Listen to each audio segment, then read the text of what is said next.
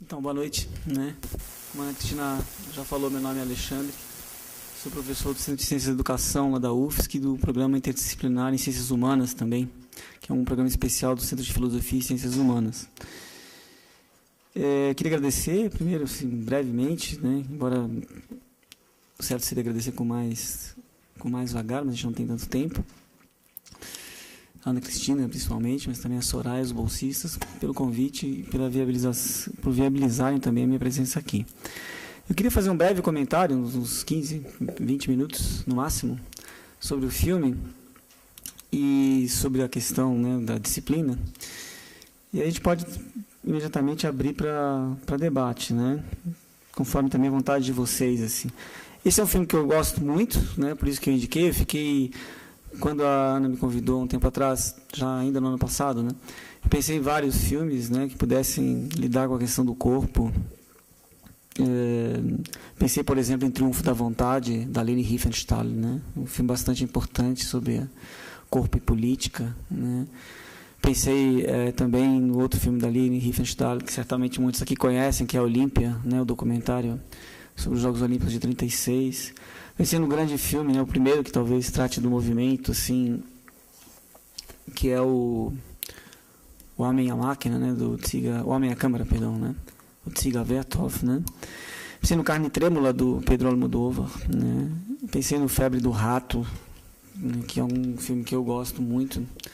Agora, nesse momento, estou escrevendo um trabalho sobre os 3 filmes, né, sobre a trilogia do Cláudio Assis, né. São os 3 filmes dele, longa-metragens, né?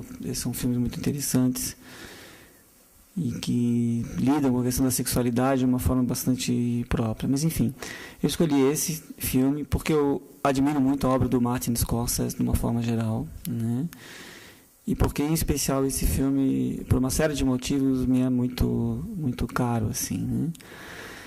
Bom, tem umas coisas que eu gostaria de falar do Scorsese, né? Quando ele fez esse filme, ele já era um diretor bastante importante, né? Ele tinha feito vários filmes muito bem recebidos pela crítica e também pelo público, como Caminhos Cruzados, né? Principalmente Caminhos Cruzados e Taxi Driver, né? Que tem como papel principal o próprio De Niro. Ele foi muito reticente, assim, ele não queria fazer esse filme, assim, né? Ele estava num período de baixa, na verdade. Ele faz parte de uma geração no qual fazem parte também gente como Paul Schrader, né, que é o roteirista do filme, ou como Brian De Palma, que é chamada nos Estados Unidos de Nova Hollywood, né? A segunda geração da Nova Hollywood. Na primeira geração, a geração do Coppola, né? A segunda geração seria essa geração do Scorsese, que é uma geração que nos anos 60 vem das academias de cinema, das escolas de cinema, que é uma coisa relativamente nova nos Estados Unidos, para dar um certo frescor a Hollywood, né? Um cinema um pouco mais autoral, ou bastante mais autoral em relação à geração dos anos 50. Né? Por exemplo, Howard Hawkins ou John Ford, né? Embora John Ford fosse um grande diretor também. Né? Eles romperam um pouco, por exemplo, com a ideia da polarização da Guerra Fria. Né? Romperam um pouco com a ideia da conquista. Né? O cinema americano sempre é o cinema da conquista. Né? Conquista do território, conquista da guerra, enfim, conquista. Então, são diretores que, de certa forma, romperam com isso e passaram a lidar, assim, num momento onde o cinema era uma arte muito importante, com temas bastante locais, temas de bairro quase. Quer dizer, o Scorsese, não todos os filmes dele, mas uma parte enorme dos filmes dele está relacionada aos grupos italianos, né, nova-iorquinos. Né? Não é diferente nesse filme, como não vai ser diferente depois também, por exemplo, Os Bons Companheiros, né, O Cassino, né, que são filmes também cuja estética a gente já encontra em parte nesse. Né. Então, acho que ele não tinha interesse, na verdade, na história de Jake LaMotta, que é uma história verídica, né, baseada no livro de Jake LaMotta. Né, embora, depois de uma série de idas e vindas, o Paul Schrader tenha sido contratado para reescrever o roteiro e tenha glamorizado enormemente a figura do Jake LaMotta. Né? Ele não tem muito a ver com esse Jake que a gente vê aí na tela. Né? Ele não foi um grande campeão, né? Embora boa parte dos fatos seja verídico. Né? Então, acho que a primeira coisa importante de dizer é isso, assim, que é um cinema de perdedor. né, de uma certa forma, né, o cinema dos Scorsese, e não é diferente nesse filme. Tem, eu acho, uma outra coisa interessante que é filmar boxe, né? Quer dizer, o boxe sempre foi um esporte mais do que os outros, até pelo menos até metade do século XX, muito mais apto, eu diria, muito mais procurado para ser documentado, tanto pela TV quanto, né, que é incipiente. Acho que isso, o filme é uma coisa interessante do filme também, ele mostra um pouco, né, a trajetória, o surgimento da TV, mas muito pelo rádio, muito pelo cinema, né? Muito pelo cinema. Esse filme, ele tem uma particularidade em relação a filmar boxe, mas é importante pensar isso, a força que o boxe tinha na cultura popular, né, até metade dos anos 50, pelo menos, na verdade até o começo dos anos 70. Né? Ou seja, era um esporte muito narrado. Né? Um esporte muito narrado. Uma outra particularidade que eu considero interessante aqui de início colocar é que esse filme foi produzido como uma espécie de antítese ao Rocky o Lutador. Né? É curioso porque ele foi feito pela mesma produtora, né, que foi também bastante reticente em produzir, né, porque os produtores falavam assim, olha, faz Rock 2 e não faz esse negócio, entendeu? Né, quer dizer, muita violência, o roteiro do Paul Schrader com negociações foi quase inteiramente assumido pelo diretor, com algumas restrições do De Niro, né, por exemplo, aquela cena do gelo, né, sabe, que impede a ereção, não é o que impede, não, mas que se contrapõe, né, porque a ereção não foi impedida propriamente, né. Bom, depois sim, né? Aquilo foi considerado muito forte, foi uma negociação bastante pesada, né? Ou essa uma cena mais para o final, onde o sangue jorra assim e cai no casaco de pele, no terno das pessoas, assim, para baixo, né? Aquilo foi fruto também de bastante negociação, quer dizer, no filme foi dado, no princípio, para dar errado, né? Só que foi uma obsessão dos Scorsese, né? Ele se identificou muito com a personagem, né? E falou assim, eu sou esse cara, entendeu? Né? Ou seja, italiano, né, católico, com uma enorme dificuldade de disciplinar o próprio corpo e, ao mesmo tempo, submetendo o corpo também a todo momento a um nível de disciplina muito alto, muito forte, né, a ponto de desembocar em toda a sorte de vinganças, né, que o próprio corpo institui a partir de um sobredomínio sobre ele, né. Nesse sentido, assim, eu queria chamar a atenção para algumas questões aqui para nós, assim, né? Primeiro, é isso, assim, quer dizer, o corpo é uma questão que atravessa, né, o filme inteiro, né? É sempre numa certa dialética invertida, eu diria, né, entre domínio e libertação, né? Quer dizer, o corpo nesse filme, sobretudo, né, um corpo sacrificado. Vocês vejam que não tem uma cena de sexo propriamente, né? Todas elas são de alguma maneira abolidas ou são suspensas, né? Só tem sequências, na verdade, relacionadas à restrição, né? Seja restrição em relação ao peso, em relação à comida, em relação à sexualidade, né? Em relação fortemente ligada ao treinamento, né? O treinamento corporal é, de uma forma geral, uma prática restritiva, né? Não há como ser diferente, quer dizer, é uma forma de produção de violência contra o corpo, é uma forma de produção de autossacrifício, né? Todo o treinamento corporal é nesse nível, sobretudo nesses esportes mais hardcores, assim, tipo boxe, atletismo, né? Esportes de combate todos, sem exceção, né? São formas de sacrifício corporal, né? Então é sobre tudo isso, assim, né, um discurso do sacrifício, né? Tem um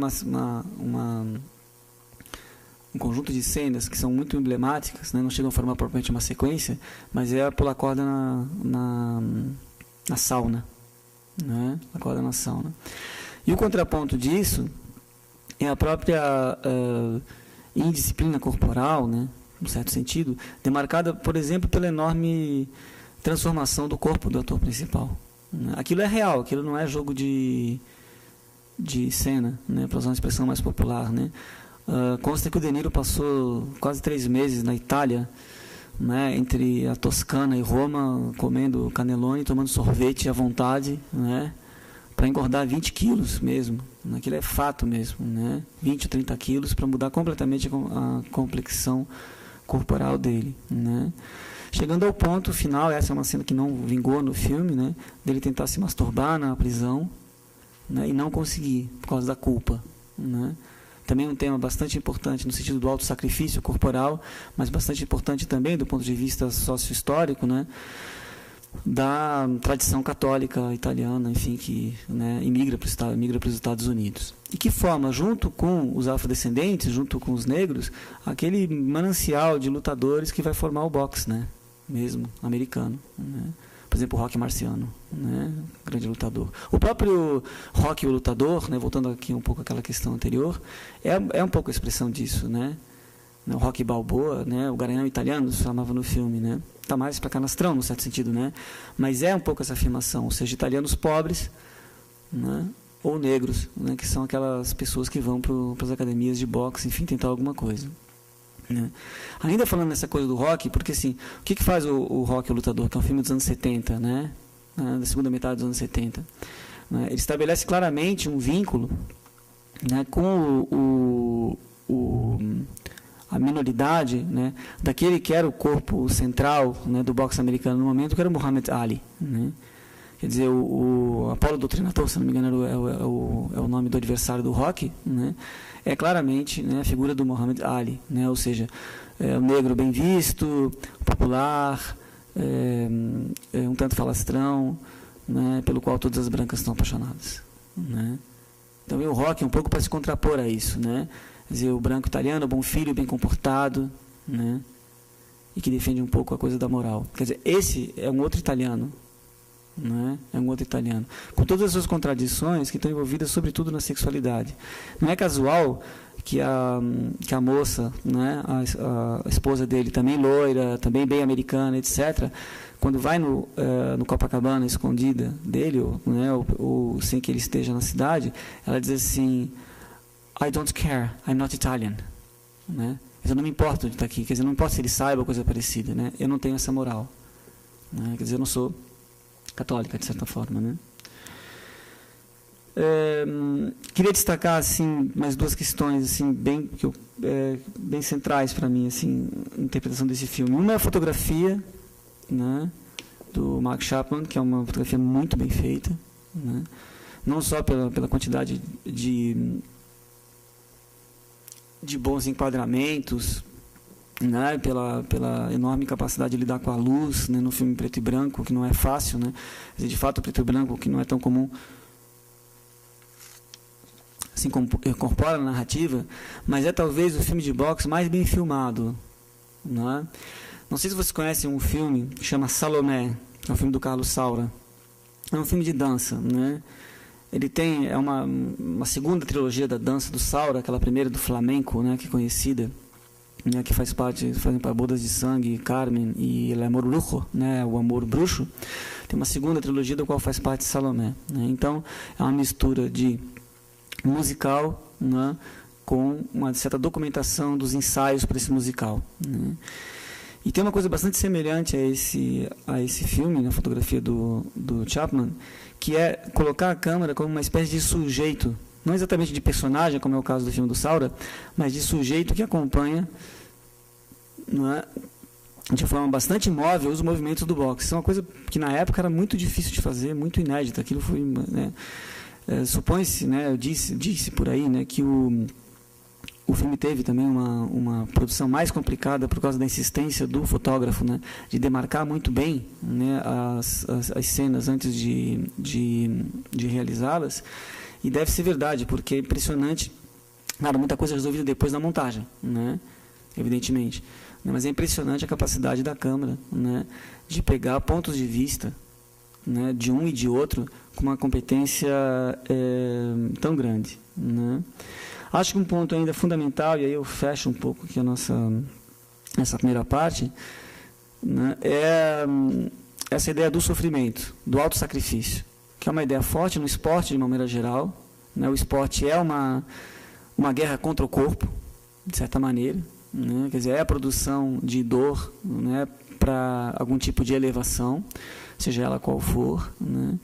E isso está muito bem demonstrado, me parece, no filme, né, que é o filme de autossacrifício o tempo inteiro, né, a não ser o final, né, onde aparece uma espécie de vingança, assim, né, para usar um termo do Max Horkheimer, né, uma revolta da natureza, né, onde o Jake LaMotta esquece, digamos assim, ou supera completamente, né, uma vida anterior, né, e seguindo ainda no show business, né, encontra uma outra forma de se relacionar com o mundo, sendo uma espécie de protocomediante, assim. É curioso porque, assim, ele é tudo ali, menos infeliz, né, também. É interessante ver isso, assim. Dizer, claramente, a sugestão de superação do sacrifício é aquela de trazer algum tipo também, né, de alívio e de felicidade, né.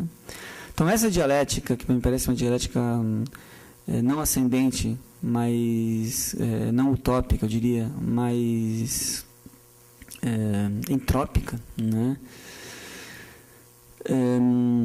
Entre disciplina e sacrifício, me parece uma chave bastante central para esse filme, né? É isso. Queria fazer esse comentário breve, de início, né? E, enfim, é isso. Muito obrigado.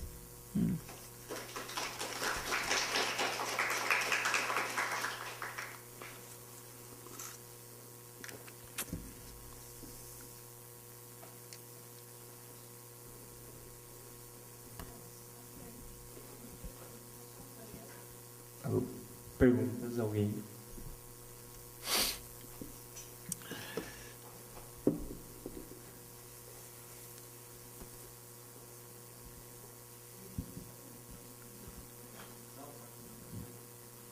Então, Alexandre, eu só fiquei pensando nessa última fala sua, porque no filme, no final, o corpo é indisciplinado, ele abre um bar, ele está na business, na noite, praticamente alcoólatra, né?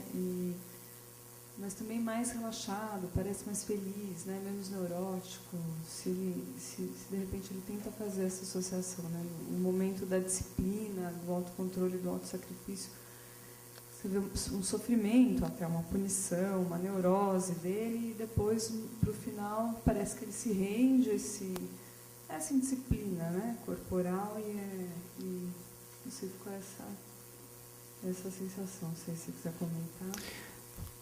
Eu acho que é isso, assim. É claro que o final é uma certa nostalgia, né? Isso não é propriamente felicidade, se a gente quiser assim usar esses termos, né? Mas muito mais uma nostalgia, assim, né? Que está relacionada, do meu ponto de vista, a uma espécie de reconciliação, assim. A discussão é mais complexa do que eu estou colocando aqui, mas uma espécie de reconciliação com a natureza, assim, né? Porque como é que se constitui o sujeito, de certa forma, né? O sujeito se constitui no domínio da natureza, né? Numa separação ancestral entre uma dimensão corporal e uma dimensão não corporal, né? Seja como a gente queira chamar isso, né? Alma, por exemplo, né? Ou espírito, né? Ou então mente, ou sei lá o quê, né? Essa separação é uma separação que é dada, essa cisão é dolorosa, né? Porque ela é ao mesmo tempo real, por causa que a história está constituída assim, mas ela é ficção, porque você não consegue separar uma coisa da outra, né? Então não há como não gerar algum tipo de mal-estar, assim, para usar a expressão do Freud, né? Um tipo de Unbehagen, né? De mal-estar, né? A pergunta um pouco civilizatória é como é que se resolve esse mal-estar. Quer dizer, o esporte é, de certa forma, uma das maneiras, tá, de resolver isso. Resolver entre aspas, né? Uma das respostas possíveis para isso. O problema é que o esporte, muitas vezes, né, ao invés de resolver isso de forma apaziguadora, ele leva isso às últimas consequências. Porque o esporte não é esporte se não reduzir a dimensão corporal à pura organicidade, né? Quer dizer, a pura massa manipulável para o rendimento. Estou falando sobretudo desse, assim, claro, quando a gente fala esporte é uma generalização que não cabe, né? Precisaria ver ponto por ponto. Estou fazendo uma espécie de tipo ideal aqui, que é que se relaciona a esse tipo de treinamento, né? Brutal, né? Então não há como junta isso, né? Por um lado, né? Junta um forte sentimento de culpa. Né? O filme é vinculado fortemente à culpa. A culpa é um tema muito importante no filme, né? A todo momento isso aparece. Sempre alguém é culpado, né? Sempre alguém é culpado ali por alguma coisa, né? Quer dizer, onde é que se dá então, né, a vingança? Né? Onde é que se dá a punição? Se dá sobre o corpo. Né? A partir dessa ideia de que toda dor é uma dor corporal, né? Quer dizer, toda dor é uma dor. Quer dizer, só o corpo que é sacrificado é que de alguma maneira é também passível de ser vetor dessa punição, né? Então, no final, me parece que é uma espécie de contraponto, né? Mas não de resposta, assim, porque tampouco é uma resposta razoável, né? Ele está empobrecido, né? Ele está abandonado, ele está sozinho, né? O tema da família sempre é um tema importante também para essa tradição, que é a dos Cossas, né? E ele está absolutamente abandonado, gordérrimo, né? E é alcoólatra, né? Alcoólatra, né? No final, um pouco a tese é a mesma coisa, tá? Me parece um pouco isso, assim, né? É a mesma coisa, né? Porque também o esporte é uma espécie de como é que chama a palavra? Esqueci agora, de embriaguez, né? De embriaguez, né? Então, sobre esse ponto, eu diria isso, assim. A gente pode voltar depois, né? Também.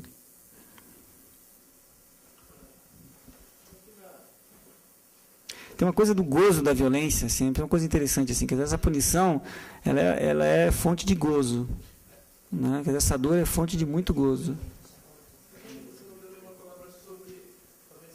Uma certa tirania que ele exerce sobre a própria esposa. Eu não sei se você poderia comentar a relação. Não, veja bem, assim, tem um texto do filósofo Adorno, né, que chama Educação após Auschwitz. Ele diz assim, né, pelas tantas, só adquire a legitimidade, obviamente é uma ironia isso, né, a legitimidade para ser duro com os outros aquele que é suficientemente duro consigo mesmo, né, ou seja, enrijecido contra si mesmo, né. Então, assim, o que se gera ali é uma indiferença à dor, à própria dor, e, portanto, uma indiferença à dor em geral, né? Ali tem um componente histórico-social, que é o violentíssimo machismo, né, da Europa rural, que é aquela que migra para os Estados Unidos, né, e que fica nos guetos, e que fica fazendo uma espécie de quadrangulação, se é que existe essa palavra, né, que é uma das 4 grandes grupos urbanos, né, como no caso de Nova York. Então tem os negros, né, os italianos, os judeus e os irlandeses, vamos colocar assim, né. E uma característica fundamental é a questão da família, quer dizer, a família é indissolúvel. Quer dizer, você vê, por exemplo, quando ele diz assim, né, você beija minha mãe na boca? Não beija, né?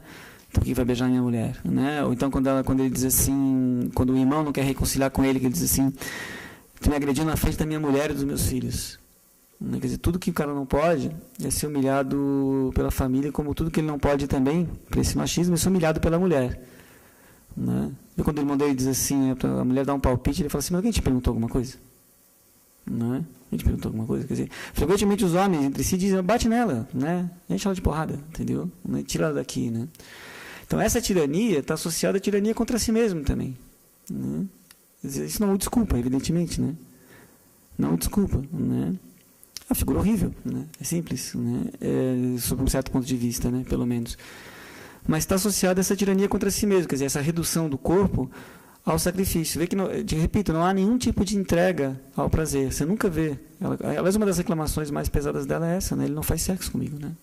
Eu gosto dele, né? Mas ele não faz sexo comigo, né? Ou seja, por que tanta força? Essa é uma pergunta que o filme faz um pouco, né? Por que tanta força para o sacrifício, para a dor, né? Para ter dor? Né? Porque é isso, né? O cara está procurando a dor, né? O cara que é lutador profissional, ele está procurando a dor, não tem outra coisa, né? E por que tanta dificuldade, né, numa relação mais tranquila, né? Já que eu citei o Adorno, vou citar de novo aqui, né? Tem um trecho do Dialética do Esclarecimento, né, que chama Interesse pelo Corpo, né, no final, né? E tem uma tese um pouco assim que é uma geração, né, de uma certa experiência corporal contemporânea, né, que só permite 2 coisas, assim, né, que é copular ou matar, né, quer dizer, só toca o corpo do outro para isso, né, bem, não é para fazer amor ou para exercer sexualidade, né, para copular ou para matar, né, e me parece que o esporte, de certa forma, faz isso. É mais ou menos o gozo que a gente tem com a violência dos gladiadores também, né, por isso tanto fascínio, né, pelo sangue, pela dor e por tudo mais, né. Acho que com a mulher é isso também, entendeu? Não é muito diferente disso.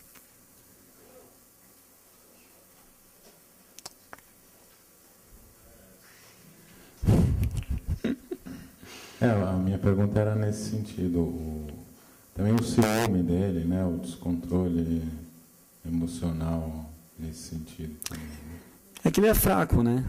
Ele era forte, né? Claro, né? Mas era uma pessoa frágil, né? Assim, é um pouco o antítese do Ulisses, né? O Ulisses era fraco e ele era forte porque sabia que era fraco. E ele era fraco porque ele achava que era forte, né? O Jake LaMotta, né? Quer dizer, pessoa frágil, né? Figura frágil, quer dizer, né? No final das contas tem um pouco essa ideia também, né? Que a identidade corporal é uma identidade limitada. Ou seja, muito investimento sobre o corpo significa, de certa maneira, desinvestimento na retórica, na fala, não é? Portanto, muito investimento no corpo significa, de certa forma, uma certa despolitização também do próprio corpo, no sentido da, né, política no sentido mais amplo, né? Porque há um certo recuo da retórica, da fala, enfim, né, daquilo que nos identifica como ser humano, né? Então, quer dizer, há um super investimento na dor, né? Na dor, né? E aí é razoável que essas coisas aconteçam, né?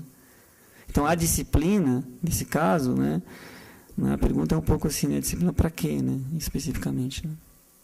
Você falou em cópula e matar. Tem um estudo sobre a Ulisses, a Odisseia, nesse sentido também, que, por exemplo, que o Ulisses, como é que chama? O Aquiles e o outro, porque tem a tendência de se achar que eram amigos do Patroclo, eu não lembro o amigo do...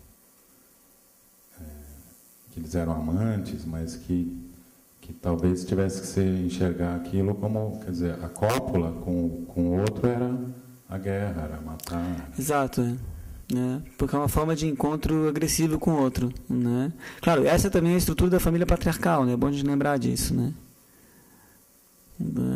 Por exemplo, de certa forma, o que ele esperava que a moça fosse era uma espécie de Penélope, né? Ou seja, que esperasse depois de 20 anos ausente, né? E o reconhecesse pela cicatriz, assim como a Penélope reconheceu Ulisses quando ele voltou, né? Você vê que ele pede assim, ó, passa a mão aqui, né, no meu... Não é curioso isso, assim, né? Como ele acaricia a dor, né? Aquilo que marca a dor, principalmente, né? Ele pede para ela acariciar ali, quer dizer, é quase a única situação que ele pede que ela o toque, não é? Que é onde está marcado pela violência, né? Pela agressão.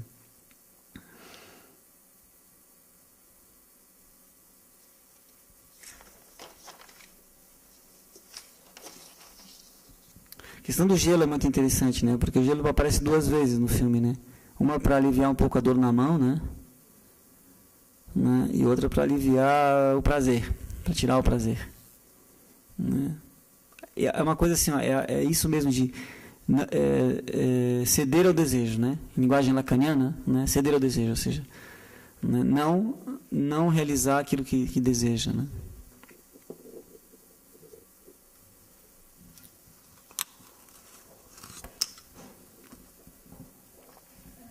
Não sei, eu também vejo um pouco essa questão dele querer sentir dor, até, assim, não só física, né? Porque tem um momento do filme que ele fala, ele não consegue o título, e ele fala assim, talvez eu não mereça ganhar esse título mesmo, né?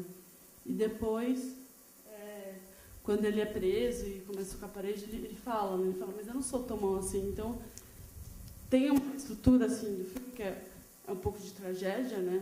Que anuncia o tempo inteiro que aquele tipo de vida não vai dar em nada. E, ao mesmo tempo que ele reconhece, ele não tem essa... Ele não muda, né? Ele fica batendo na mesma tecla. Tanto batendo na mulher e lutando mais, assim, também.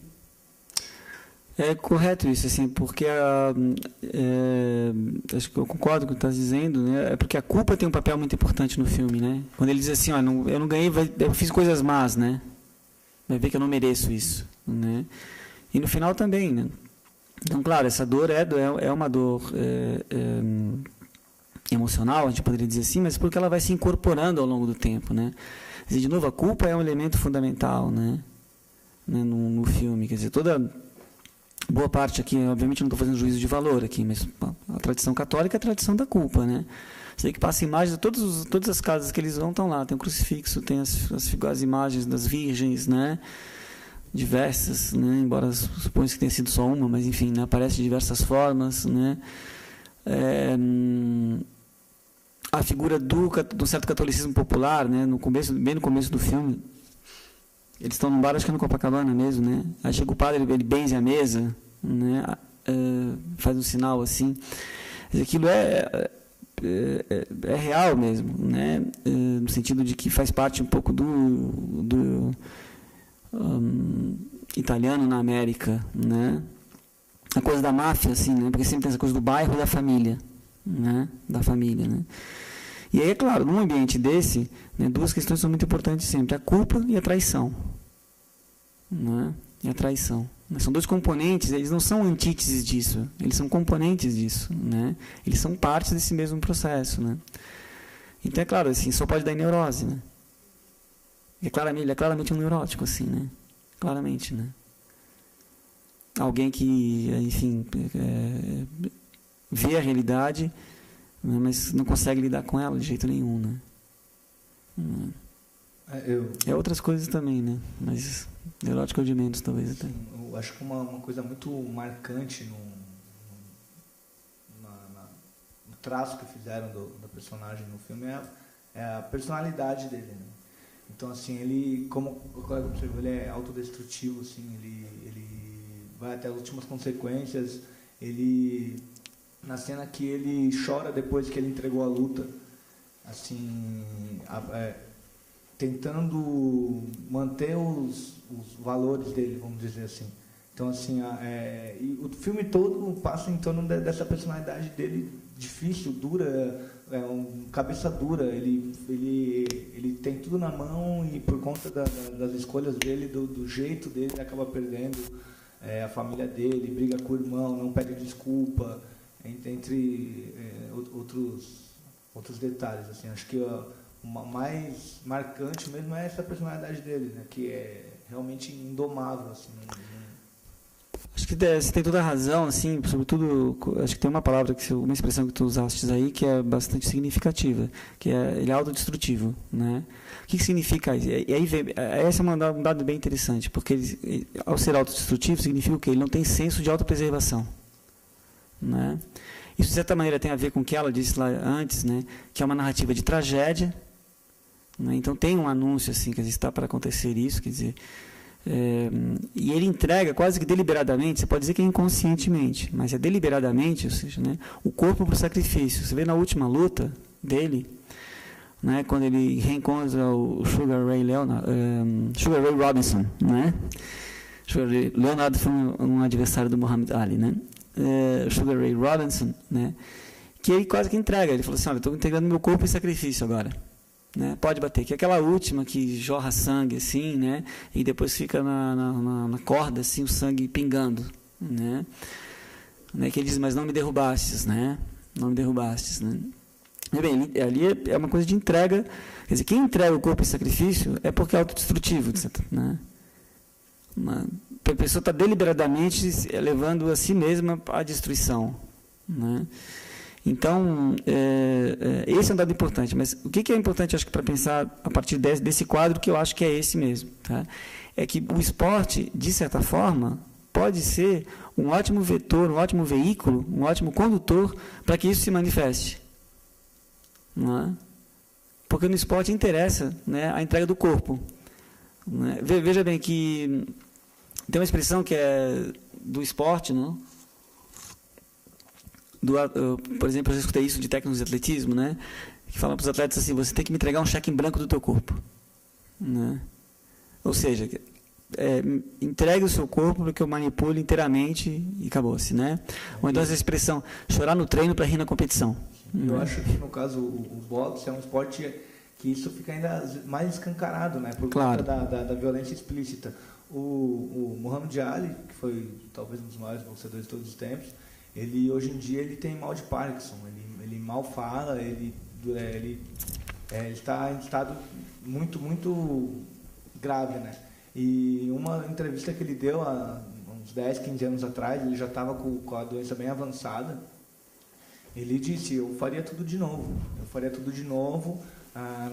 Nos últimos 2, 3 anos da carreira dele, ele já apresentava sinais do mal de Parkinson e ele continuou a carga de treinamento, lutando, lutas duríssimas. Então, assim, foi uma escolha dele, sabe? E ele fala, depois de tanta... Acho que a saúde é o nosso maior bem. E ele, com a saúde debilitada, ele fala, não, eu faria tudo de novo. Eu troco minha saúde por tudo que eu vivi.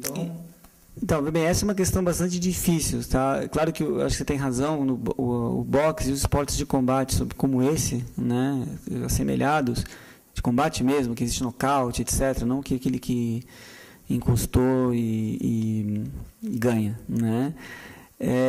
Eles levam isso às últimas consequências, né? Mas uma boa parte dos atletas de alto rendimento reconhecem isso sem muito problema. O próprio Ronaldo Nazário, quando terminou a carreira, falou isso, né? Quer dizer, eu não aguento mais, eu vi o base de analgésico e tal, né? Dói muito, tem que ficar controlando muito peso e tal, que eu não quero saber. Não é casual que ele tenha engordado, né, daquela forma depois, né? Ele chegou a se sugerir para o Ronaldo cirurgia de redução de estômago, entendeu? Em determinado momento, segundo a imprensa, né? Mas não só ele, eu posso te dar 2 exemplos breves aqui. Por exemplo, o Giovanni do vôlei, tá? O Giovanni, que é técnico hoje aqui do SESI, ele foi um atleta, como todo mundo sabe, né, excepcional, ganhou 2 medalhas olímpicas no intervalo grande, 92 e 2004. Quer dizer, o cara com uma carreira dessa, é difícil um atleta no mundo com uma carreira longeva, com tanto sucesso, né? E eu vi uma entrevista dele uma vez, que ele em 2002 teria ido ao médico com muita dor nos joelhos, né? E o médico disse para ele assim, olha, a tua situação está ruim, tá? Se você continuar assim, você não dura mais 2 anos, né? Aí ele falou, não, tudo bem, eu vou jogar até a Olimpíada, que é em 2004, né? E depois vou parar mesmo, né? Aí o médico teria dito para ele, não estou falando de jogar, estou falando de andar, né? Então vou continuar andando, né? E vê bem, o Giovanni é um cara muito alto, né? Muito pesado, ele com o tempo vai perder massa magra, né? Vai ganhar peso, etc. E ele disse que naquela época ele já tinha dor nos joelhos para descer a escada. Ele vai viver mais 50 anos com dor. Ou a base de analgésico. Não tem como ser diferente. Eu vi a Shelda do vôlei de praia dizendo isso, né? E não lembro o último dia que eu acordei sem dor no corpo, né? Sem estar dolorido, né? Quer dizer, um atleta, ele aprende a gostar da dor. Um atleta desse nível, com essa intensidade, se ele não tiver um traço masoquista, ele não consegue ser atleta. Porque você convive com a dor o tempo inteiro, né? Não tem como. Vê bem, isso me dá o direito de dizer que todo atleta é psicopata? Não. Tá? Agora é preciso entender isso, eu acho. Por isso a gente tem que fazer pesquisa sobre isso, etc. A gente mesmo, no grupo que eu dirijo lá, embora não seja um grupo de esportes, nem de educação física propriamente, mas a gente pesquisou isso, né? Por exemplo, relações com dor em bailarinas, né? Em atletas de atletismo, em karatecas, né? A gente pesquisou com várias modalidades isso. Agora está pesquisando com rugby, né? Feminino, né? Vê bem, os valores, numa sociedade complexa como a nossa e plural, esses valores não são universalizantes, né? Por exemplo, tu falaste da saúde, né? Há quem acha que o heroísmo não é mais importante do que a vida, né? Numa guerra, por exemplo, né? Então, assim, há valores conflitantes que convivem, né, simultaneamente. Então, um atleta entrega o corpo para aquela dor extrema, né? Que não é no dia da competição, é ao longo de anos de treinamento, né? A competição é até o de menos, né? Ela dura pouco a competição, né? Em geral, né? Não no caso do boxe, né? Que a competição é mais pesada, né? Então, assim, esse vínculo, quer dizer, isso acho que o filme mostra bem também. Quer dizer, esse enorme vínculo entre esporte e sofrimento, né, é uma tônica do filme inteiro. Quer dizer, assim, não há como... Vejam que todo o esforço dele, né, embora ele não quisesse, é canalizado para esse rendimento, né? Todo momento, assim, né? Embora ele reclamasse, dissesse que não, tem uma longa discussão. A primeira discussão pesada com o irmão dele foi essa, né? Ele tinha que baixar de 76 para 70 quilos, né? Ele falou, vou baixar no máximo para 72, né? Não dá mais do que isso, né? Então, tudo está canalizado, toda a energia está canalizada para aquilo, né? E isso está bem demarcado na sexualidade, né? Que é recusada como uma espécie de tabu, assim, que vai tirar as energias e tal, que era uma coisa que você acreditava na época, né? Até hoje é muito... Você é muito... né? Em esportes individuais, isso é um tabu, principalmente quando eu falo com conhecimento de causa, é todo atleta acredita nisso. 1% não acredita. O restante, 99%. Vê bem, assim, ó, o esporte tem uma característica que eu acho interessante, assim, que ele é talvez a prática social, tá? Que melhor junta aquilo que tem mais avançado na ciência e aquilo que tem mais aparentemente, ou aquilo que tem mais surpreendente, eu vou usar essa expressão, nas crenças. Né? Durante muito tempo, por exemplo, o Corinthians, né? Estou falando uma boa, eu sou corintiano, tá? Né? Então não é para falar mal do time, não. Mas durante uns 10 anos, mais ou menos, houve um pai de santo que dava plantão no Parque São Jorge. Tinha sala, tudo. Né? Isso está mais ou menos retratado no filme Boleiros, do Hugo Giorgetti. Né? Um dos esquetes é isso, assim, né? O rapaz não melhora do joelho, é jogador e tal. O irmão, o primo, sei lá, são os amigos dele, insistem para levar no Pai Vavá, né? Que é o Abu Janra que faz até, né? O Pai Vavá. Eles até brincam, é Doutor Vavá, né? Curou o joelho do fulano. Né? Aquilo é uma representação de um fato real. O Corinthians tinha um bom departamento de fisiologia do exercício e ao mesmo tempo um pai de santo do lado, entendeu? Quer dizer, o esporte tem isso, assim, você vê os atletas super preparados, com 400 crenças diferentes, às vezes as mais bizarras, né? Desde comer tal coisa até fazer bem, até, sei lá, usar roupa X ou Y, né? Isso claramente é uma fantasia, né? Agora, a gente vive, né, de fantasias. As pessoas acreditam que botando uma camisa que a Seleção Brasileira de Futebol vai ganhar, né? Entendeu? Quer dizer, faz parte, né, desse universo que é o pensamento mágico, né, tecnicamente falando. Então, você tem ciência e pensamento mágico combinados de uma forma muito especial no esporte. Não é casual que muitos atletas, no caso do Jake LaMotta também, embora isso seja mostrado de forma secundária no filme, sejam também extremamente religiosos, né? É claro, num ambiente de tal totalitarismo em relação ao corpo, né, como é que se atribui sentido a isso? Porque o esporte, de certa maneira, o jogo, como qualquer jogo, ele é vazio de sentido. Isso não é ruim. Né? Você pode atribuir um sentido a ele.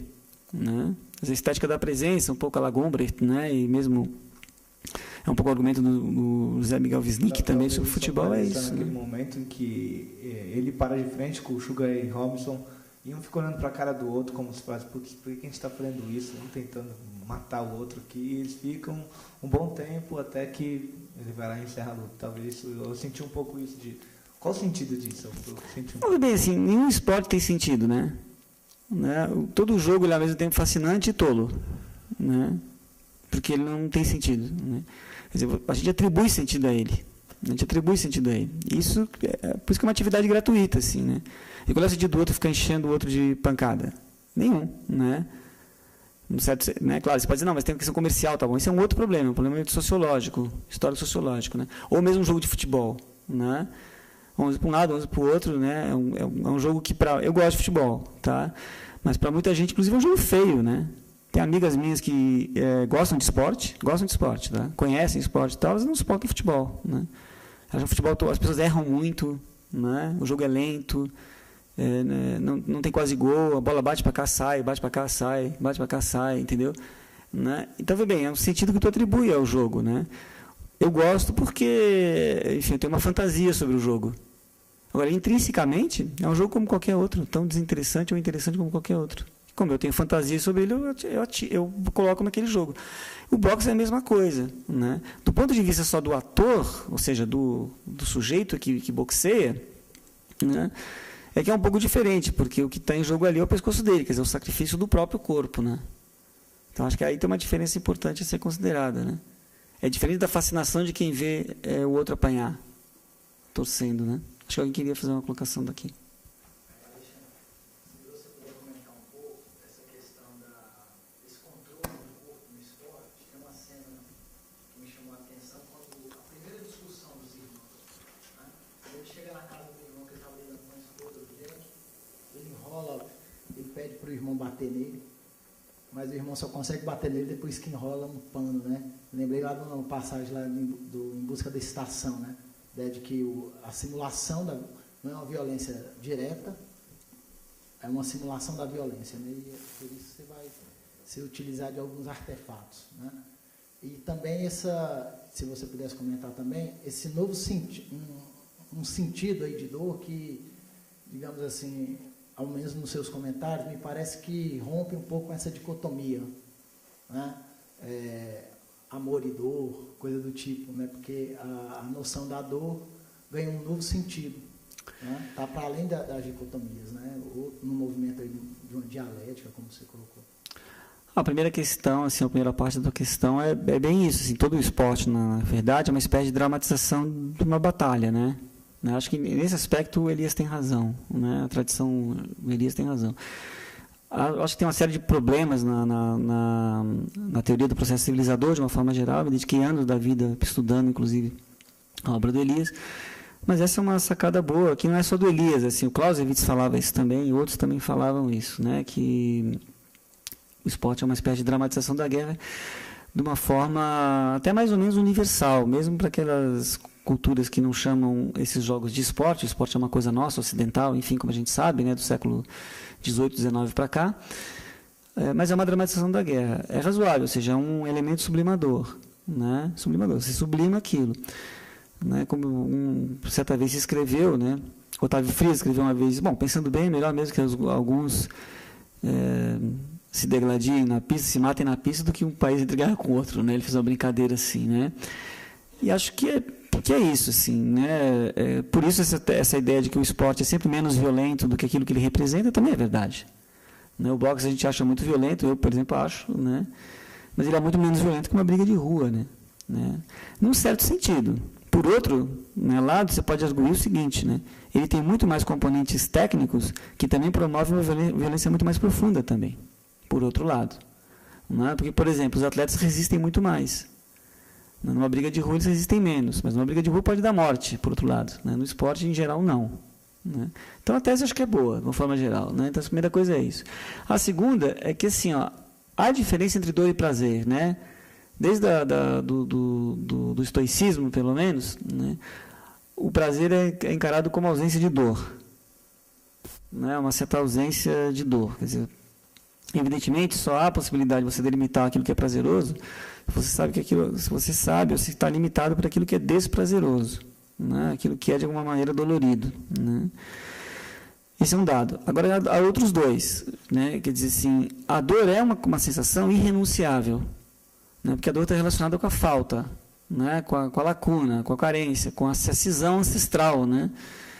Que causa mal-estar. Então, isso a gente pode admitir. A questão, para mim, é em que medida a gente deve fomentar a dor, né? E escolher a dor como uma fonte de gozo. Então, essa é uma diferença importante, eu acho. Né? Quer dizer, por que você tem que procurar alguma coisa que dói muito para que possa, de alguma maneira, mesmo no sofrimento, né, ter gozo? Quer dizer, qual é a função que aquilo exerce, né, na economia psíquica, não individual, assim, porque não se trata de julgar isso ou aquilo, esse ou aquele, né? Não se faz julgamento desse tipo, mas na cultura de um tempo, né? Na cultura de um tempo que criou, por exemplo, o esporte, né? Então, o esporte, de certa maneira, foi criado, né? Claro que não tipo uma conspiração, assim, se criou isso para isso, evidentemente, mas para responder a uma certa demanda, né? Que é um lugar especificamente onde você pode ter sensações dolorosas, sem ter necessariamente, e prazerosas também, né? Excitantes, sem que necessariamente aquilo seja levado às últimas consequências. Né? Então, assim, me parece que há limite entre uma coisa e outra, embora esses limites não sejam plenamente identificáveis, né? Mas o que me motiva mais, ou a pergunta que mais me motiva é essa, assim, né? Quer dizer, como uma sociedade escolhe, né, para si, né, uma enorme fonte de dor com possibilidade de, melhor dizendo, um enorme nível de dor como fonte gozosa. Né? Acho que é a moça que eu não sei, tá? Eu só vi ela levantar e ele lá atrás, mas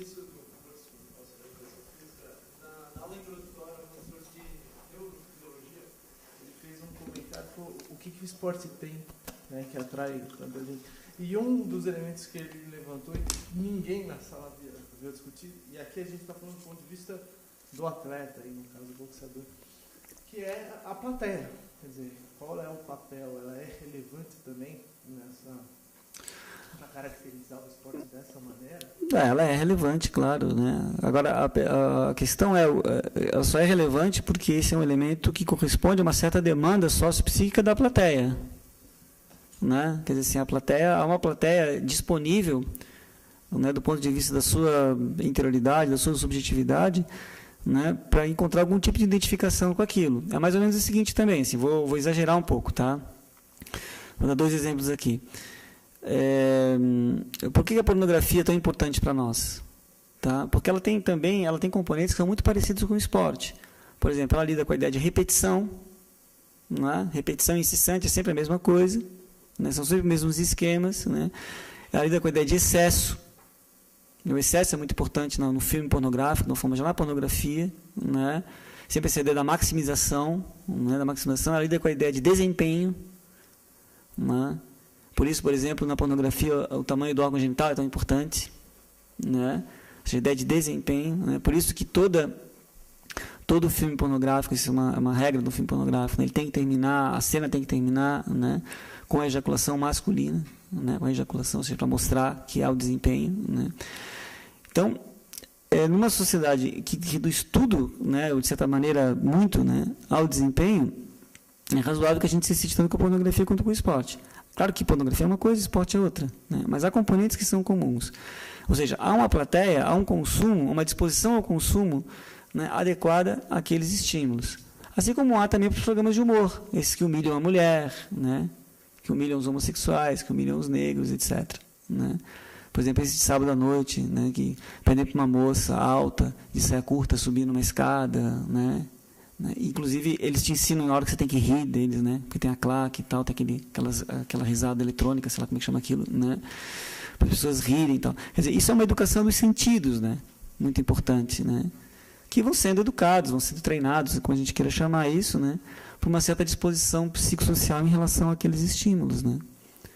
Quer dizer, não dá para pensar assim, o esporte foi espetáculo. O esporte sempre foi espetáculo, né? Sempre foi espetáculo. Desde o século XIX, pelo menos, ele sempre foi espetáculo, né? Ele já nasceu para ser espetáculo, assim, né? Para a reunião das massas. Não é casual que boa parte das primeiras imagens cinematográficas tenham sido de esportes também, né? Porque o esporte e o cinema, eles têm um parentesco muito grande, né? Eles nascem mais ou menos na mesma época. Não o esporte e o cinema, mas o esporte olímpico e o cinema, né? Então, essa ideia da documentação, né? Mostrar, é o lugar onde as massas podem se ver, né? E as massas são, em grande medida, esportivas, né? Na verdade, voltando... Acho que essa moça que está na tua frente, talvez. Não? Verdade, desculpa, não estou... Voltando um pouco aquele espaço de prazer e o contrário, eu pensei por conta do esporte, de certa forma, dá um prazer, né? Porque, por exemplo, quando a pessoa está obesa, ela começa a fazer esporte e aí ela já se sente melhor, que aí ela começa a ter ânimo, já começa a emagrecer, tudo.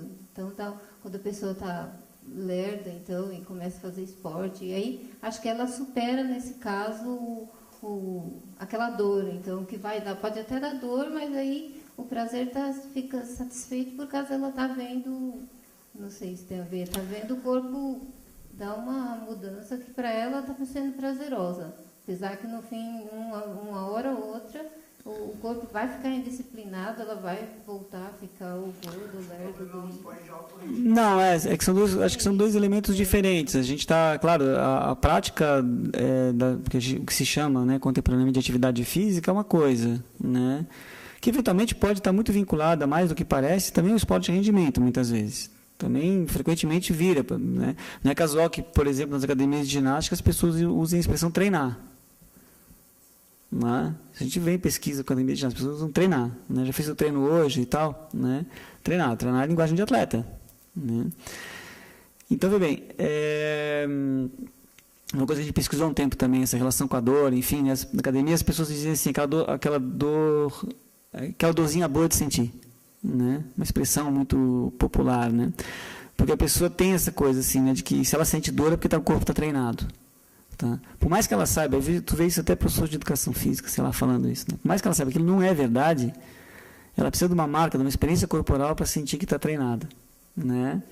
Por mais que ela saiba que aquilo não tem resultado assim, né? Que aquilo na verdade é prenúncio de lesão, né? Muitas vezes, né? Então, uma coisa é uma atividade corporal que deve ser disciplinada, etc., etc., né? Que tem certos objetivos, como, por exemplo, perder peso, né? E, portanto, nessa sociedade onde o peso é um problema, e ele é mesmo, tá? Não é uma ficção isso, que melhora a autoestima, melhora a mobilidade, ela fique melhor com a vida dela, né? Isso é bom, não tenho dúvidas disso. Acho que quem critica atividade física e saúde deve pensar um pouco nisso também. A gente vê, por exemplo, pessoas mais idosas que depois de fazer ginástica, aquela coisa que muitas pessoas, né, mais criticam, a ginástica laboral, né, melhora enormemente a autoestima porque conseguem, por exemplo, pentear o cabelo. Né? Senhoras, por exemplo, né, que não conseguiam colocar a mão para trás. Né? Então, assim, um certo domínio sobre o próprio corpo não só é bom, como ele é necessário. Não há civilização sem domínio do corpo. É preciso dizer isso. Qual é o primeiro critério que a gente usa para dizer que uma criança está crescendo? É quando ela pede para ir ao banheiro. Ou seja, quando ela se distancia, de certa maneira, do próprio corpo. Quando ela domina, quando ela diz assim, quero ir ao banheiro. Ela está dizendo o quê? Eu sinto o meu próprio corpo. Eu domino, de alguma maneira, o próprio corpo. Isso vale para todos nós. Né? Para os adultos também. Então, sem um certo domínio do corpo, não existe corpo sem domínio. Existiria só uma espécie, sei lá, de organismo andante, sei lá o quê, né? Então o domínio faz parte. O problema me parece a problemática, assim, né? Não vou dizer que isso é um problema, mas a problemática é em que níveis a civilização leva esse domínio, né? Ao ponto desse domínio não ser mais emancipador, mas ser fruto de puro sofrimento, né? O atleta vai dizer, não, mas eu ganhei e valeu a pena. Bom, eu não discuto isso, né? É preciso pensar, acho que não moralizar a discussão, né? Acho que não deve moralizar a discussão, mas a gente deve pensar sobre isso. Acho que ela, finalmente, vai querer falar, provavelmente. Não. Evidentemente, faz parte da composição da psique de qualquer um, né? Mas tem um narcisismo muito extremado, e o narcisismo muito extremado é a característica dos fracos, né? Claro, né? Alguém precisa que a autoestima seja reforçada o tempo inteiro, né? Muito baixa autoestima, né?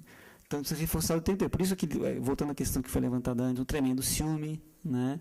A tremenda insegurança em relação à moça, que é muito bonita, porque no fundo ele acha que ela é muito bonita para ele, né? Muito interessante. A desconfiança com os mafiosos, né? A desconfiança com o irmão, né? E aí, claro, né, o destino é implacável, né? Termina sozinho, né? E a impossibilidade do anonimato. Essa é uma questão também que eu poderia ter falado antes, né? Que foi bom que você tenha lembrado, né? Na impossibilidade do anonimato, assim. Nem que eu tenha que contar umas piadas aqui sem graça, as pessoas me xinguem, né? Porque há também nos xistes dele essa autocomiseração, né? Quer dizer, que é típica também de alguns artistas. Por favor, riam de mim, que hoje eu estou com a moral baixa, né? Que é, na verdade, uma maneira de se mostrar também importante, né? Mesmo negativamente, né? A culpa tem uma dimensão um pouco disso, né? Quer dizer, você acha que você é tão importante que a culpa de tudo é tua, né? Entendeu? Tem uma dimensão narcísica também pesada aí, né? Também, só para linkar um pensamento que acabou se perdendo aqui, assim, eu sou estudante de cinema, então eu presto atenção em outras coisas, né? E aí uma coisa que me chamou a atenção, se eu estava falando da alta performance dos atletas, eu falo assim da alta performance do ator, né? É impressionante a mudança do corpo do De Niro durante o filme, assim, inegável. Eu tinha já assistido esse filme numa tela pequena, mas, assim, em tela de cinema, assim, que ele não, essa tela é até um pouco pequena, mas a dimensão, assim, o que ele muda, o que ele engorda, como ele está forte, eu acho isso impressionante. Tipo, essa doação do ator para esse personagem, assim, eu acho impressionante. E só para indicar também uma coisa que me chamou muita atenção, que o filme inteiro é preto e branco.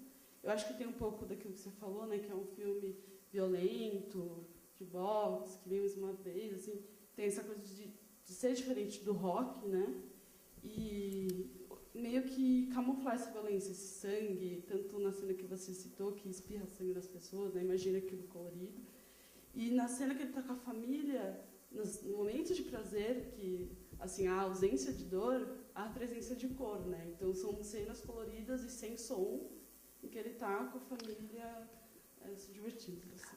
Eu acho que são questões muito boas, assim, tá?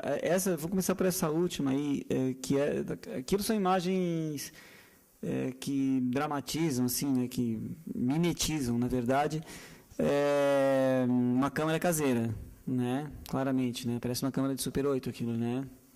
São aquela coisa das imagens familiares e tal, né? Que as pessoas guardam, né?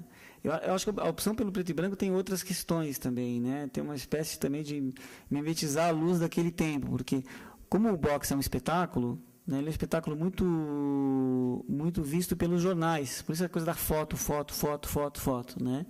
Então, assim, ver esportes, de uma maneira geral, como é hoje, é indissociável de ver esportes pelas lentes, né? Quer dizer, ninguém consegue, nunca mais vai conseguir, sei lá, né, ver esportes se não por essa impressão, né? Por quê? Porque pega o texto lá do Walter Benjamin, né, sobre a obra de arte na era da sua reprodutibilidade técnica. O que ele diz lá, né? A câmera mudou o olho, ele diz, né? Porque a câmera vai atrás do objeto, né? Você percebe isso, por exemplo, ao você ir ao estádio de futebol, né? Eu ia quando era pequeno, eu ia muito ao estádio, tá? Depois eu fiquei 20 anos sem ir ao estádio, né? E quando eu comecei a ir ao estádio de novo, tinha um gol e eu não conseguia ver, entendeu? Porque eu estava com o meu sentido da visão absolutamente treinado pela TV, né? Entendeu? Que tira a perspectiva, na verdade, né? Exato, né? Porque ela tem a grua que vai aproximando e tal. Na verdade, ela determina. Fica lá o diretor de TV, né, apertando os botões das câmeras, né?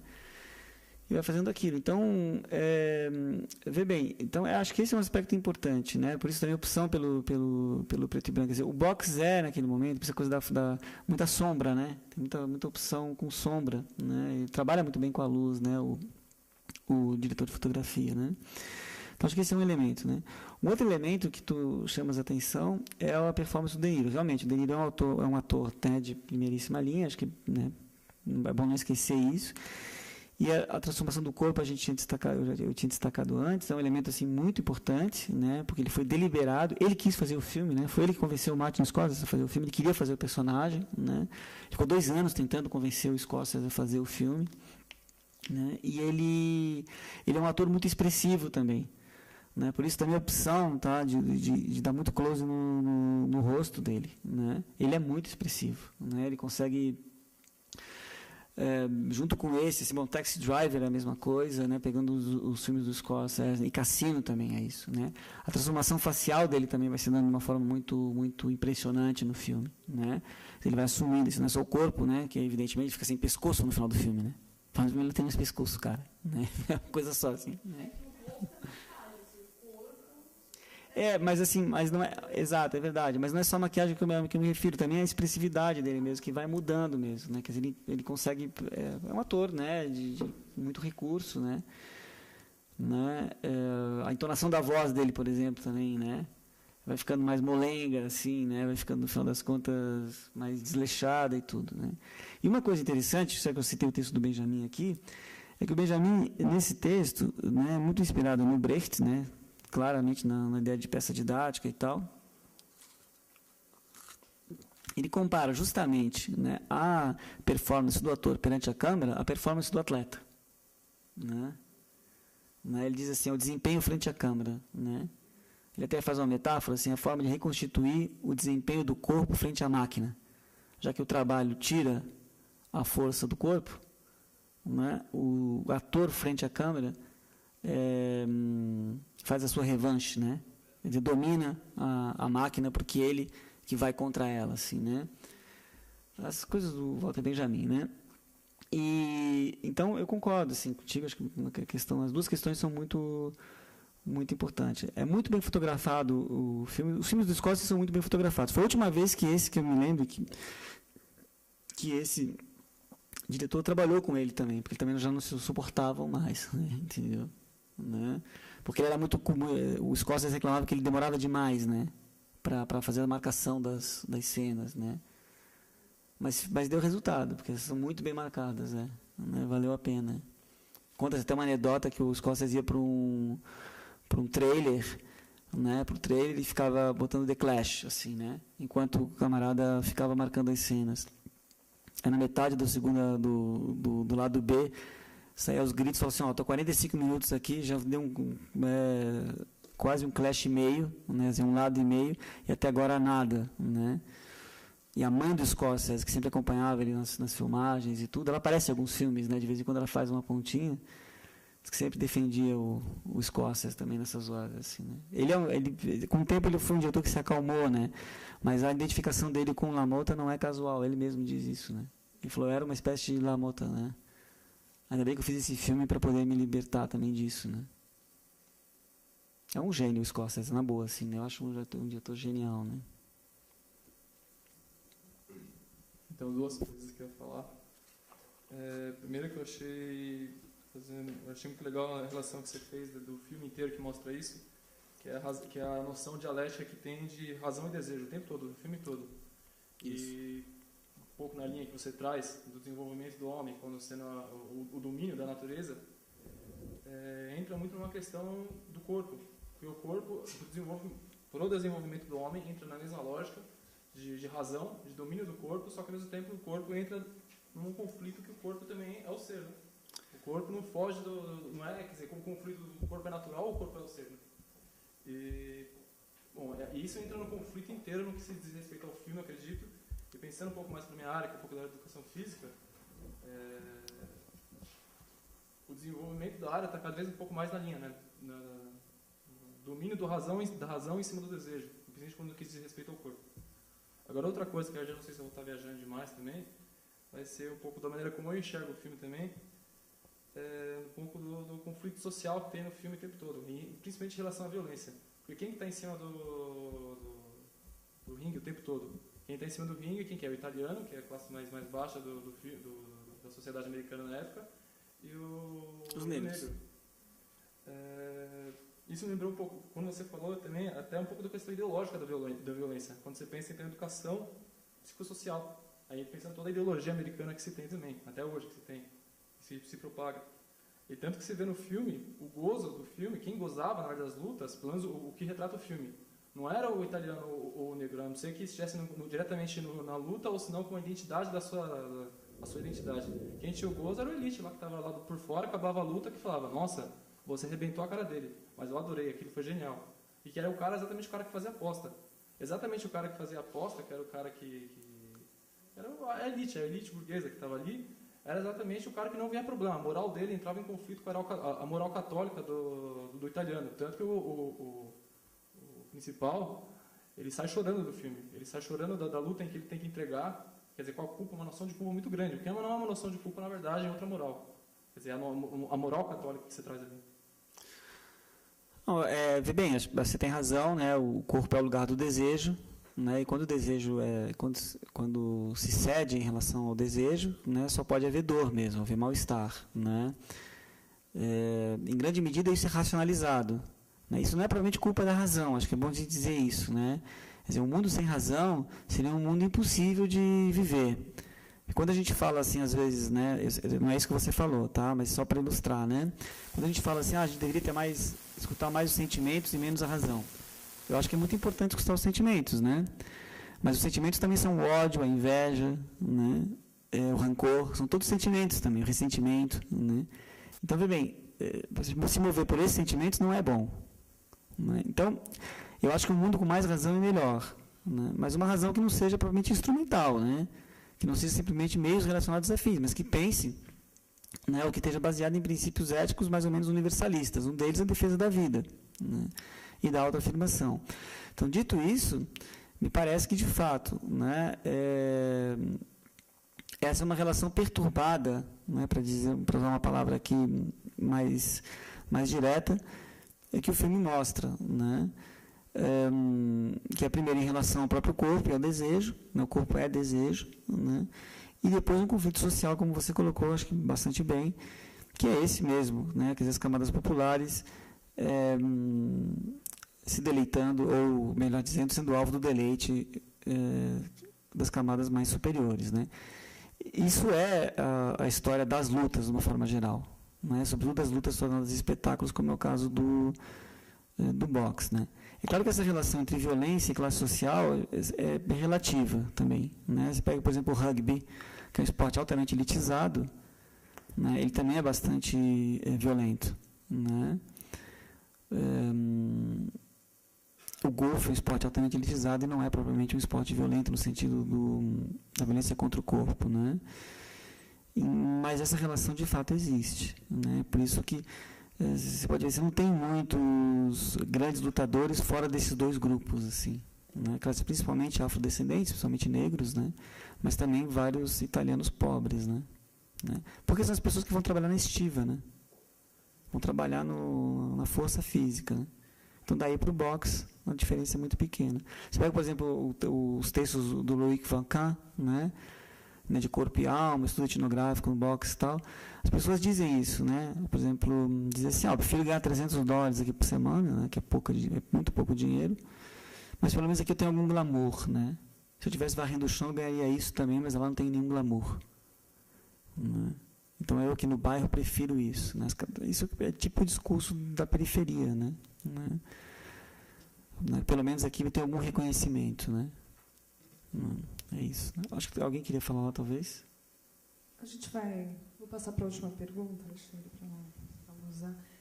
Antes de eu passar, eu queria fazer um comentário. Queria que você comentasse, na verdade, qual que é a tua opinião dessa modalidade no cinema? Tem tantos filmes sobre essa modalidade no cinema. O que você acha? Essa história do gladiador me lembra também os traficantes, né?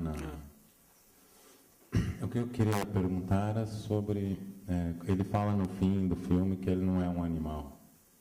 E deve ter a ver com isso do sacrifício do corpo. E, ao mesmo tempo, ser animal é ser sexual, né? Então, eu queria que você falasse um pouco dessa dicotomia, né, do sacrifício. Na verdade, ser sexual é ser humano, né? Ou seja, deliberadamente atribuir sentido, né, ao sexo. Em princípio, os animais não atribuem sentido ao sexo. Né? Você não pode chegar para um cachorro e dizer assim, você não deve se relacionar com essa cadelinha, embora ela esteja no cio, porque ela não é de boa família. Tá? Quer dizer, ele está guiado por outros vetores. Né? A gente pode, por exemplo, fantasiar, em princípio. Né? Os animais, não. Né? Então, a sexualidade está relacionada a isso, né? Aos sentidos que a gente atribui, né, ao sexo, que a cultura atribui ao sexo. Né? Ali ele lida com uma questão, acho que é difícil, que é a questão da bestialização, né? A questão da animalização mesmo. Né? Ora, que é uma questão dúbia mesmo. Né? Por um lado, sem ele se reduzir à condição animal, a uma certa animalização, ele não luta. Né? Por outro, né, ele entende que a condição animal é uma espécie de rebaixamento, né, e que ele, pelo menos deliberadamente, não se colocou nessa situação. Eu acho que a expressão é um pouco desse conflito mesmo, que ele não tem como deixar de viver. Né? Até porque ele foi uma espécie de vítima da própria arapuca da qual ele mesmo tomou parte. Né? No final das contas, ele sucumbiu à máfia, no final das contas... ele sucumbiu à transgressão que foi deixar as meninas lá. Ele não imaginava que ela tivesse 14 anos, mas claramente elas eram menores, né? Tanto que a assistente falou, elas não têm como provar que tem mais de 21. Né? E claro, assim, o que acho que é difícil, muito difícil para a personagem aceitar, assim, isso está um pouco na narrativa, de uma forma geral, é porque que ele, depois de tanto, né, tem que ser punido por causa de uma transgressão. Né? A impressão que dá é que assim, isso está um pouco no roteiro mesmo, acho que um roteiro muito bem constituído, no sentido principalmente da configuração do Jake LaMotta. Né? É que assim, eu que fiz tanto, eu que me sacrifiquei tanto, né? Eu que me doei tanto, eu que arrebentei todo o meu corpo para esse establishment, do qual, claro, eu usufruí, etc, etc. Né? Por que eu sou punido agora?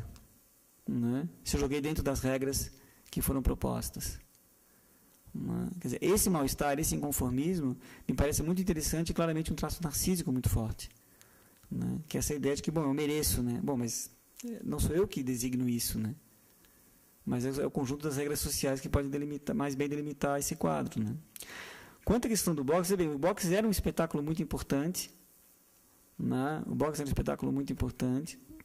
E o boxe tem ele é fácil de ser filmado, né, por causa que o ringue é relativamente pequeno. Né? É muito difícil, assim.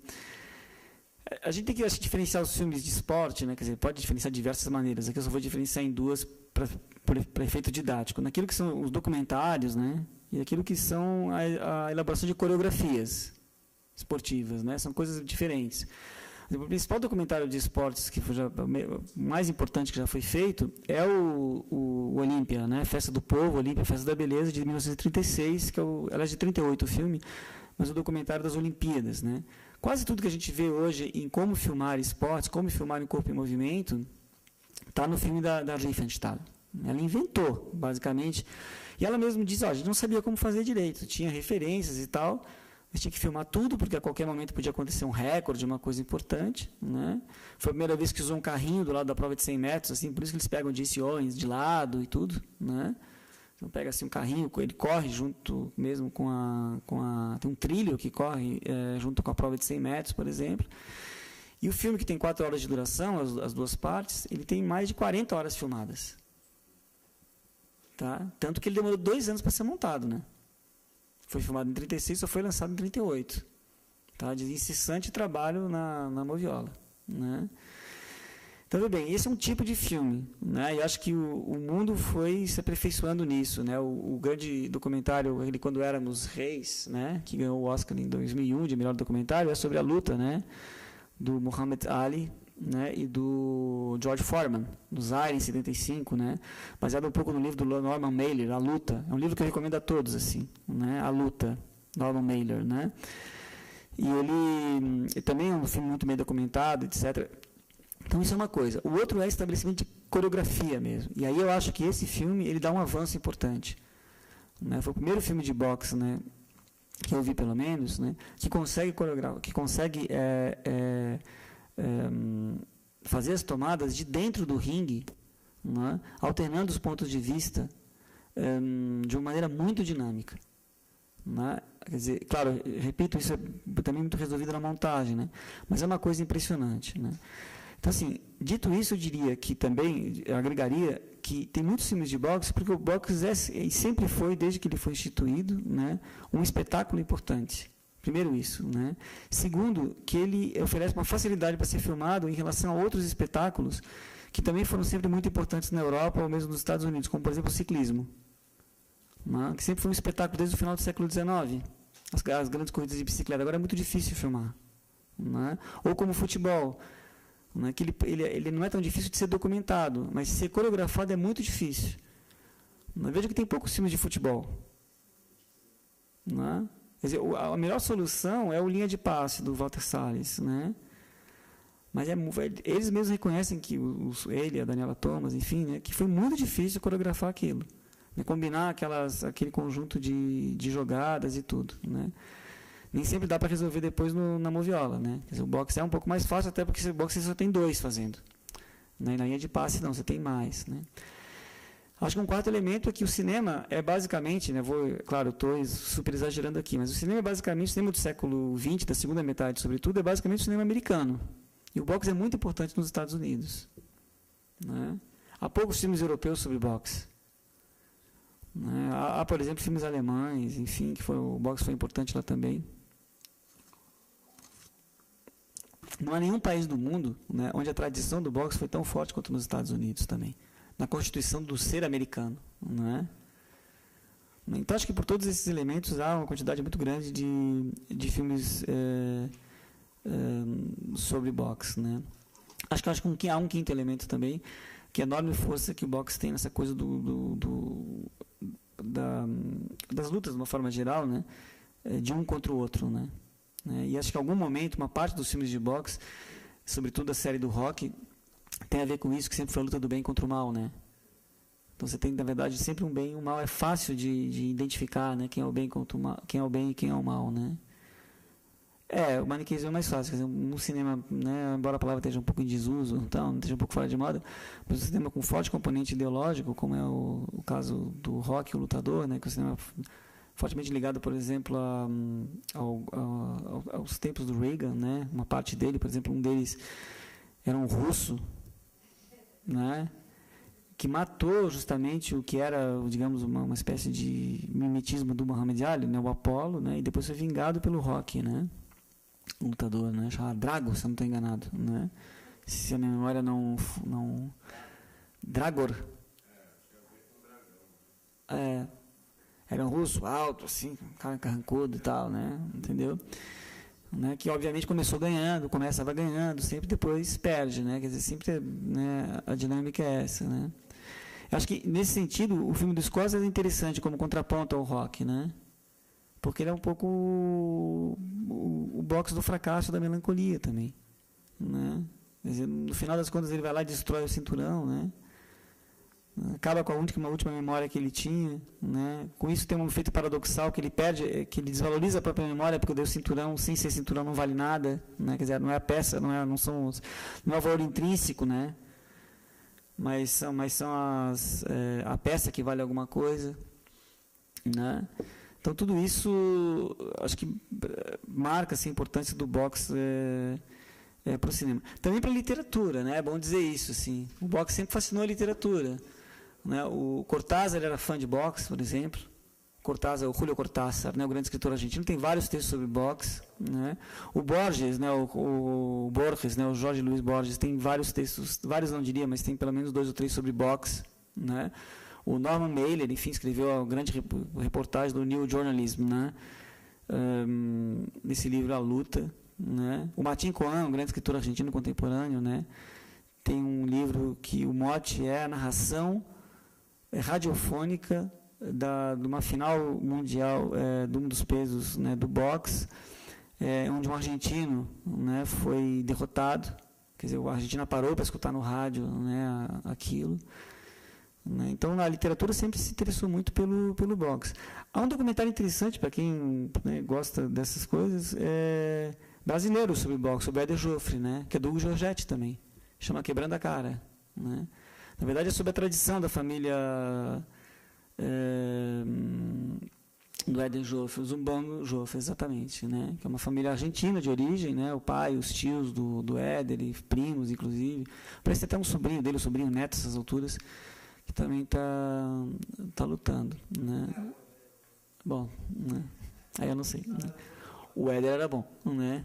O Éder era bom, né? Então há uma quer dizer, a arte sempre se interessou pelo boxe. Não é casual que se usa essa expressão nobre arte do soco, né? Ou esporte nobre e tudo mais, né?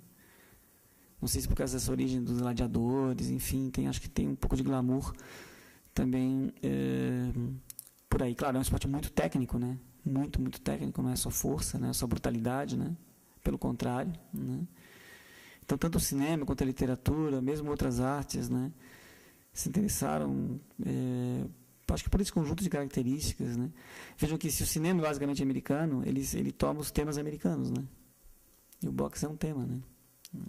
Há alguns filmes interessantes também sobre futebol americano, né? Não sei se vocês conhecem, já que a gente está falando disso, uma última questão aqui, que chama Any Given Sunday, né? Um domingo qualquer, né? Que é do Oliver Stone, não casualmente um grande diretor de filme de guerra, né? Entendeu? Fez um excelente filme de esportes, né? Porque é também um ótimo diretor de filme de guerra. Ele acompanha um ano, né, de uma temporada, né, de uma equipe fictícia, mas não é bem fictícia, que é os Los Angeles Miami Sharks, chama. Existe uma equipe chamada Miami Dolphins mesmo, né? Só que ele trocou o golfinho pelo tubarão, né? Enfim, é isso que eu poderia responder. Bom, professor Alexandre, a gente queria agradecer muito ao professor Alexandre Mas, que veio lá da Federal de Santa Catarina compartilhar as reflexões aqui com a gente no projeto. Muito obrigada. Obrigado a vocês, né? Próxima sessão.